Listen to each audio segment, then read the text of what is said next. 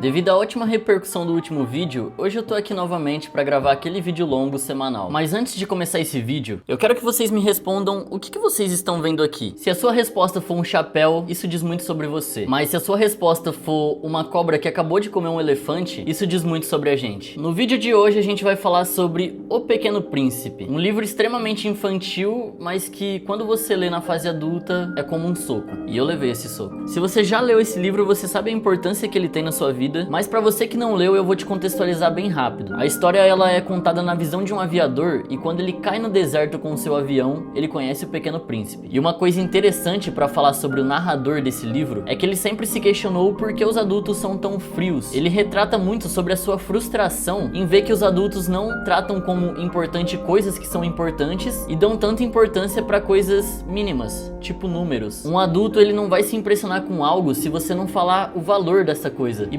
particularmente, isso é algo que eu sempre me questionei. Eu gravo vídeos, vocês sabem, nunca deixei de ver brilho em coisas simples. Então eu sempre questionei essa tal seriedade do mundo. Mas voltando pro livro, quando o avião cai no deserto e ele conhece o Pequeno Príncipe, que ele morava em um planeta extremamente minúsculo, mas ele saiu de lá porque ele se machucou emocionalmente graças a uma rosa. E essa rosa, no caso, foi o seu primeiro amor. E depois que ele saiu do seu planeta, ele passou por inúmeros planetas e conheceu diversos personagens diferentes, e cada um retrata algo que é problemático nos adultos de hoje em dia. Por exemplo, o rei que só ordenava o óbvio. O sol ele se põe às 6 horas, então o rei chegava lá e falava: eu ordeno que o sol se ponha. Mas o sol já ia se pôr às 6 horas. Ou seja, o rei ele só gostava de comandar. E como ele não tinha quem comandar porque ele morava sozinho no seu planeta, ele vivia ordenando o óbvio. O fluxo natural das coisas, ele contava como se fosse uma ordem dele. E além do rei tem inúmeros outros personagens interessantes, mas eu quero pular todos eles e ir direto pro principal, que é a raposa. Quando o Pequeno Príncipe chega na Terra, ele percebe que existia inúmeras outras rosas, idênticas à sua, só que tinha algo que tornava a sua especial. E é aí que a raposa aparece e ensina a gente sobre cativar. A grosso modo, a palavra cativar é você se importar com algo. E se importar é bem diferente de gostar. Cativar não é gostar. Cativar é criar laços. Depois que você cativa algo, aquilo passa a ser importante pra você. Ou seja, nasce uma responsabilidade emocional. E pra criar um laço não é algo simples, requer presença, rotina, paciência. E isso é mais complexo do que a gente imagina, porque hoje em dia a gente quer tudo na nossa mão, tudo rápido, mas sentimento não funciona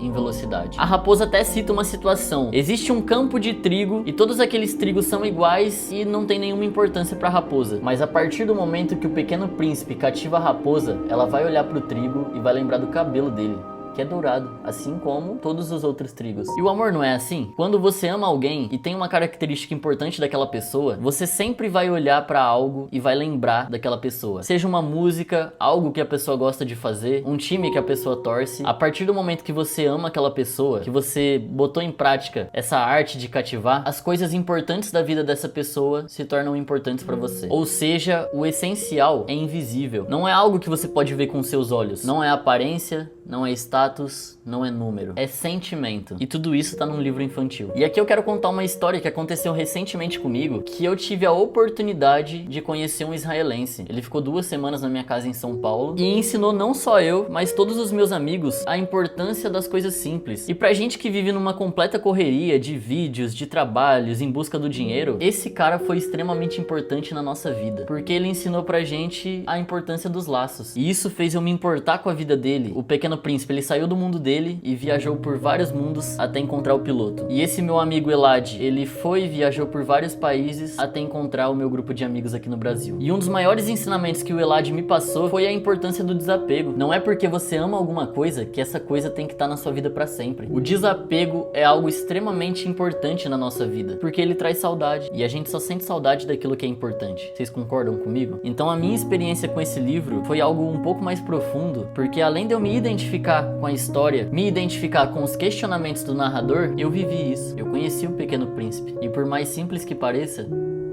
esse é o Elad, com o cabelo dourado, como o trigo e como o Pequeno Príncipe. Sentir saudade? Dói. Mas não sentir nada é bem pior.